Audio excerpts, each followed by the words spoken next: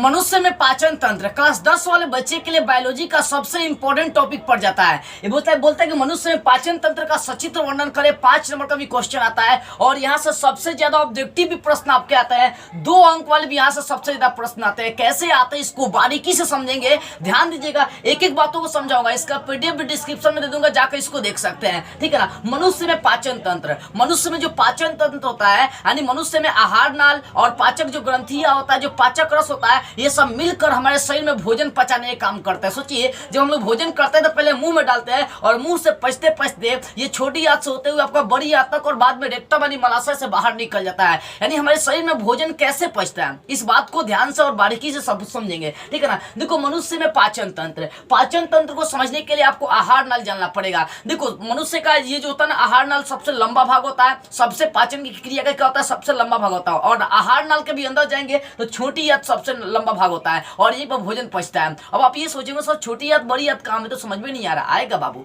Video को आप देखिए तो पहले पूरा, ठीक है ना। एक भी बोलो ऑब्जेक्टिव नहीं छूटेगा, एक भी 2 अंक वाला प्रश्न नहीं छूटेगा और ये 5 मिनट पूछेगा। चित्र बनाने के लिए क्लास 10 वाले बच्चे को देता है, इसलिए बाबू इस वीडियो को सारे बच्चे देखेंगे और ध्यान से समझेंगे एक एक बातों को, ठीक है। देखिए, सबसे पहली बात, एक ऑब्जेक्टिव क्वेश्चन करता है कि मनुष्य में जो आहार नाल होता है उसकी लंबाई कितना होता है। तो मनुष्य में जो आहार नाल होता है उसकी लंबाई 8 से 10 मीटर होती है। कितनी? 8 से 10 मीटर होती है। अगर इसको फीट में कन्वर्ट करते हैं तो लगभग इसका 32 फीट के आसपास चला आता है, ठीक है ना। तो फीट में कभी क्वेश्चन नहीं करता है। इतना ध्यान रखिए कि मनुष्य की जो आहार नाल की लंबाई होती है वो कितनी होती है, 8 से 10 मीटर होती है। अब जैसे समझते हैं, सबसे पहले पाचन की क्रिया कहाँ से शुरू होती है। जब भी हम लोग भोजन करते हैं सबसे पहले मुंह में काटते हैं। अब मुंह में यानी एक क्वेश्चन करता भी है कि पाचन की क्रिया कहां से शुरू होती है, तो भैया मुंह से शुरू होती है। क्योंकि मुंह में हम लोग क्या करते हैं, भोजन को काटते हैं, यानी बड़े बड़े कण को क्या करते हैं, छोटे छोटे टुकड़ों में डिवाइड करते हैं। उसको हम लोग बोलस के भी नाम से जानते हैं, ठीक है ना। यानी पाचन की क्रिया कहां से शुरू होती है, आपके मुंह से होती है, मुख गुहा से होती है, ठीक है ना। देखो, सबसे पहले जब मुंह में भोजन डालते हैं तो उस भोजन पर सबसे पहला हमला दांत का होता है। दांत का होता है। दांत भी 3 प्रकार के हो जाते हैं, आपका काटने वाला, फाड़ने वाला और चिबाने वाला, ठीक है ना। जैसे दांत पूछेगा कितने प्रकार के, 4 प्रकार के। टोटल दांत कितने होते हैं, तो 32 होते हैं। दूध के दांत कितने होते हैं, 20 होते हैं। मनुष्य के पूरे जीवन काल में कितने दांत होते हैं, तो 52 होते हैं। दांत 4 प्रकार का होता है, कतरनक, भेदक, अग्रचोर्णक, चोर्णक। कतरनक का मतलब काटने वाला, भेदक का मतलब फाड़ने वाला और अग्रचोर्णक और चोर्णक का मतलब चिबाने वाला। ये 4 तरह के दांत आपके होते हैं, ठीक है ना। अब देखो, सबसे पहले भोजन पर हमला कौन करेगा, दांत करेगा। दांत उसको काटेगा और काटने के बाद टुकड़ा टुकड़ा छोटा छोटा कण में डिवाइड करेगा और वो दे देगा जीभ को। अब भैया यहाँ पर जो जीभ होते हैं आपके, ये जीभ में क्या होता है कि जीभ के ऊपर छोटी छोटी अंकुरन जैसी रचनाएं पाई जाती है जो भोजन का स्वाद बताता है। उसको स्वाद कलिया कहते हैं। कई बार क्वेश्चन भी किया है कि जीभ के जो ऊपर बूंदे बूंदे यानी अंकुरन जैसी रचनाएं पाई जाती है जो भोजन का स्वाद बताता है, उसे क्या कहते हैं, तो उसे स्वाद कलिया कहते हैं। स्वाद कलिया ही भोजन का स्वाद बताने का काम करती है, ठीक है। अब देखिए, अब यहां से क्या होता है कि जीभ अपना काम करता है और जीभ में क्या होता है, बहुत सारी मतलब वहां पर लौर ग्रंथि पाई जाती है। अब यहाँ पर भी देखो, यहाँ जो जीभ है, जीभ से जुड़ी एक ग्रंथियां होती है, इसको लौर ग्रंथि कहते हैं। ये 3 जोड़ी लार ग्रंथियां होती है। लार का मतलब चिपचिपा सा रस छोड़ती है, यानी भोजन को चिपचिपा बनाने का काम करती है। 3 जोड़ी लौर ग्रंथि पाई जाती है, पैरोटिड लौर ग्रंथि, सबमेंडिबुलर लौर ग्रंथि और सबलिंगुअल लौर ग्रंथि। 3 जोड़ी लौर ग्रंथि पाई जाती है। कई बार एग्जाम में पूछा है कि मनुष्य के मुख गुहा में कितनी जोड़ी लौर ग्रंथियां पाई जाती है, 3 जोड़ी। कौन कौन, पैरोटिड लौर ग्रंथि, सबमेंडिबुलर लौर ग्रंथि और सबलिंगुअल लौर ग्रंथि। इनको याद रखना है। यानी जैसे भोजन जीभ पर आएगा तो जीभ से लार निकलना शुरू होता है और भोजन को चिपचिपा बनाता है। अब भोजन को चिपचिपा बनाएगा तो भोजन ग्रसनी से होकर गुजरता है। अब ग्रसनी का मतलब क्या होता है, आप देखिएगा, जीभ के बाद जब भोजन जाएगा तो 2 छेदा होता है यहाँ पर, है ना सबका। एक छेदा होता है निगल द्वार, दूसरा छिद्र जो होता है कंठ द्वार। निगल द्वार का मतलब भोजन निकलने वाला और कंठ द्वार का मतलब हवा को निकलने वाला। जब हम लोग भोजन करते हैं तो कंठ द्वार बंद हो जाती है और जब श्वास लेते हैं तो निगल द्वार बंद हो जाती है, ठीक है ना।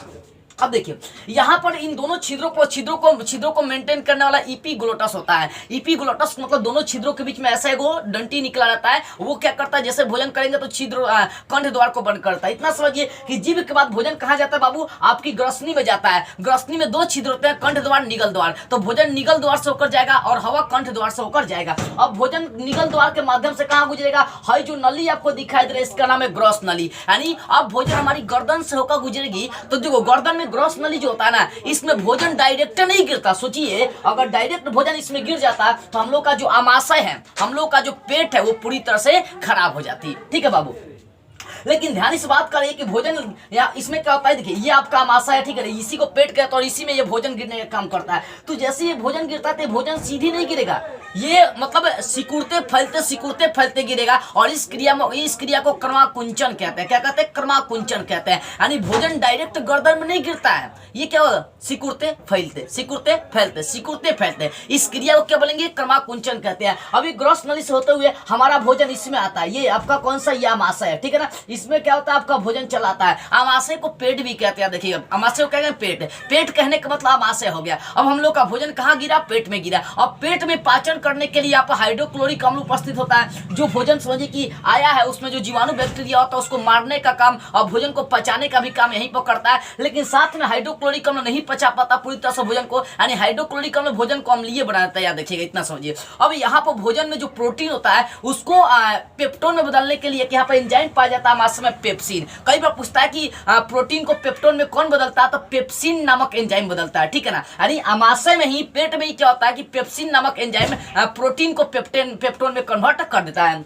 अब देखिए यहाँ से जो आमाशय होता है, आमाशय से जठर रस निकलता है और हमारे शरीर से प्रतिदिन 3 लीटर जठर रस निकल जाती है। कई बार क्वेश्चन भी किया, आमाशय से कौन सा रस निकलता है, जठर रस। प्रतिदिन कितने लीटर जठर रस निकल सकता है, तो 3 लीटर जठर रस निकल जाते हैं प्रतिदिन, ठीक है ना। अब यहाँ से भोजन हम लोग का जो है ना, ये आमाशय में पचता है लेकिन पूर्णतः नहीं पचता है, ठीक है ना। यहाँ जो प्रोटीन होता है उसको पेप्टोन के रूप में कन्वर्ट कर दिया जाता है। अब हमारे जो भोजन होता है आमाशय के बाद, इस आमाशय के बाद है जो आपको नली इस टाइप से दिखाई दे रही है, इस नली का नाम क्या है, इसी नली का नाम है छोटी आंत। और ये जो आपको पचौनी टाइप का दिखाई दे रहा है, देखिए सब में पाई जाती है, जितनी भी जीव जंतु होती है, आप मुर्गी को देखेंगे उसका पचौनी जो निकलता है लंबे लंबे डोरा टाइप का होता है, वही तो छोटी आंत होता है। तो जीव जंतुओं के लिए हम लोगों में भी ऐसा ही होता है, देखिएगा। तो छोटी आंत में यानी आमाशय के बाद, पेट के बाद हम लोग का जो भोजन होता है कहाँ गिरता है, छोटी आंत में गिरता है और यहीं पर भोजन पूरी तरह से पड़ जाता है। और सबसे लंबे समय तक भोजन कहाँ रहता है, छोटी आंत में ही रहता है, देखिएगा। और पूछेगा पाचन तंत्र का सबसे लंबा भाग कौन होता है, छोटी आंत होता है। पूर्णतः भोजन कहाँ पच जाती है, तो छोटी आंत में पच जाती है। अब देखो छोटी आंत के 3 भाग होते हैं, इसी प्रकार से आमाशय की चर्चा करता है। आमाशय के 3 भाग होते हैं, कार्डियक, पाइलेरिक और फुंडिक। क्या होता है, कार्डियक, पाइलेरिक और फुंडिक। कार्डियक आगे वाला भाग होता है और फुंडिक बीच वाला भाग होता है और उसका जो पाइलेरिक होता है अंतिम भाग होता है, ठीक है ना। इतना याद रखिएगा। यानी आमाशय में 3 भाग, कार्डियक, पाइलेरिक और फुंडिक। कार्डियक सबसे आगे वाला भाग, फुंडिक बीच वाला भाग और पाइलेरिक अंतिम भाग हो जाता है, ठीक है। जहां पर पेप्सिन नामक एंजाइम प्रोटीन को पेप्टोन में कन्वर्ट करता है। अब आते हैं छोटी आंत में। छोटी आंत में भी छोटी आंत के 3 भाग, ग्रहणी, जेजुनम और इलियम होते हैं, ठीक है। यहीं पर भोजन क्या होता है बुआ, ये आपका छोटी आंत में पूरी तरह से पच जाता है। यानी छोटी आंत के कितने भाग, कई बार क्वेश्चन भी कर दिया है कि ग्रहणी किसका भाग है, तो छोटी आंत का है। जेजुनम किसका भाग है, छोटी आंत का। इलियम किसका भाग है, छोटी आंत का। अब देखिए आप देखेंगे अभी यहाँ पर भोजन आकर पच जाता है पूरी तरह से भोजन क्या होगा, छोटी आंत में पच जाता है। अभी यहाँ पर जो भोजन का पचा हुआ रूप होता है, यानी भोजन का जो सबसे अंतिम रूप होता है उसका नाम एमिनो अम्ल होता है। यानी जो प्रोटीन था, जो पेप्टोन था, वो सब अंत में क्या बन गया, एक एमिनो अम्ल का रूप ले लिया, ठीक है ना। यानी एमिनो अम्ल का वो क्या होता है, रूप ले लेता है। अब देखिए एक चीज पहले आप यहाँ पर समझ लीजिए बाबू, कि जो मुंह में भोजन पचा हुआ था उसको हम लोग बोलस कहते हैं। क्या कहते हैं, बोलस। अब वही बोलस कहाँ, आमाशय में गिरा और आमाशय में जो भोजन का पचा हुआ रूप मिला उसको हम लोग क्या बोलते हैं, तो उस आमाशय में जो पचा हुआ भोजन होता है उसको हम लोग काइम कहते हैं। क्या कहते हैं, काइम कहते हैं। आमाशय के बाद छोटी आंत में जो भोजन पूरी तरह से पच गया उसको काइल या चाइल कहते हैं। एग्जाम में चाइल भी देगा तो मार सकते हैं, काइल भी देगा तो मार सकते हैं, ठीक है ना। काइल या चाइल कहते हैं। और अंतिम जो उत्पाद होता है उसका नाम एमिनो अम्ल होता है। और देखिए जब भोजन छोटी आंत में पच जाता है तो ये हमारे शरीर में एक ऊर्जा का रूप धारण करता है और फिर हमसे हम लोग ताकतवर महसूस करते हैं। लेकिन जो अपचा हुआ भोजन होता है वो क्या होता है, बड़ी आंत में चला जाता है। जो भोजन नहीं पचता है हमारे शरीर में वो कहाँ चला जाएगा, है जो साइड से दिखाई दे रहा है ना, ये साइड से, ये क्या एक बड़ी आंत है और ये बड़ी आंत में भोजन हम लोग का क्या होता है, चला जाता है। और ये मतलब अपचा हुआ भोजन चला जाता है, जिसको हम लोग क्या करते हैं, इस गुदा द्वार यानी मलाशय यानी रेक्टम के माध्यम से सुबह के समय या शाम के समय जब भी होता है लेट्रिन के माध्यम से निकाल देते हैं। एक क्वेश्चन और करता है कि जो लेट्रिन होता है, लेट्रिन उसका रंग पीला क्यों होता है, तो बिलिरुबिन नामक एक एंजाइम पाया जाता है यहाँ पर छोटी आंत में, ठीक है, अंतिम भाग में। तो उसी के कारण से जो लेट्रिन का रंग होता है वो पीला हो जाते हैं, ठीक है बाबू। तो इतना याद रखिए कि बड़ी आंत में अपचा हुआ भोजन रहता है और इसकी ये मलाशय के माध्यम से क्या होती है, निकल जाती है। एक और क्वेश्चन करता है कि आमाशय के जस्ट बगल में जो थैली आपको दिखाई दे रही है, इस थैली का नाम है यकृत है। मनुष्य की सबसे बड़ी ग्रंथि जो होती है वो यकृत होती है और यही यकृत लगभग 1.5 kg का होता है। देखो यकृत की खासियत होता है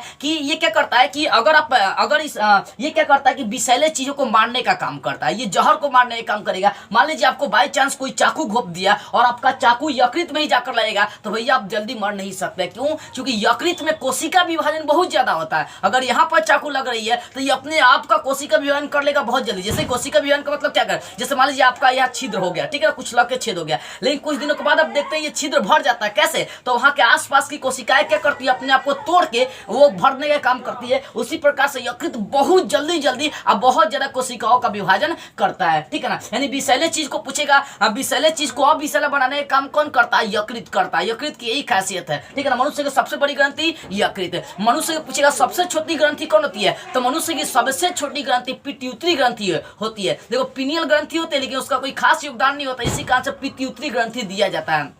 उसके बाद दूसरा का पूछेगा यकृत से कौन सा रस निकलता है, तो भैया यकृत से जो रस निकलता है उसका नाम है पित्त रस। पित्त रस कहाँ होता है? पित्ताशय में होता है, मतलब पित्त की थैली में होता है। ये सब क्वेश्चन याद करने वाली बात है। मुझे देखिए जो समझाना था मैंने आपको समझा दिया पूरी चीजें। यहाँ से ऑब्जेक्टिव डिटेल टोटल 2 नंबर का 5 नंबर का जो भी क्वेश्चन करेगा कर सकते हैं। हाँ, एक क्वेश्चन और करता है कि मनुष्य में पाचन तंत्र का सचित्र वर्णन करे, तो भैया आप इस प्रकार से आसानी से मनुष्य में जो पाचन तंत्र उसका वर्णन आसानी से आप कर सकते हैं अगर ध्यान देंगे तब, ठीक है ना। तो इसका स्क्रीनशॉट लेना चाहे तो ले लीजिए, ठीक है ना। या देखिए मुंह में जो भोजन पचता है उसको बोलस, जो पेट में भोजन पड़ता है उसको काइम, जो आपका छोटी आंत में भोजन पचता है उसको हम लोग क्या कहते हैं, उसको चाइल या काइल कहते हैं, ठीक है। या देखिए इसका स्क्रीनशॉट एक बार ले लीजिए और इसका पीडीएफ भी मैं डिस्क्रिप्शन में दे दूंगा, उसको आप लोग देख लीजिएगा। और खास कर यदि आप इंपॉर्टेंट प्रश्नों का नोट्स लेना चाहते हैं, मुझसे कुछ बातें करना चाहते हैं या किसी अन्य टॉपिक पर वीडियो बनाना चाहते हैं, कुछ पूछना चाहते हैं, तो स्क्रीन पर व्हाट्सअप नंबर यहाँ से संपर्क कर सकते हैं। लेकिन ध्यान इस बात का रखना है कि आपको कॉल नहीं करना, ओनली व्हाट्सअप पर मैसेज करना है। जय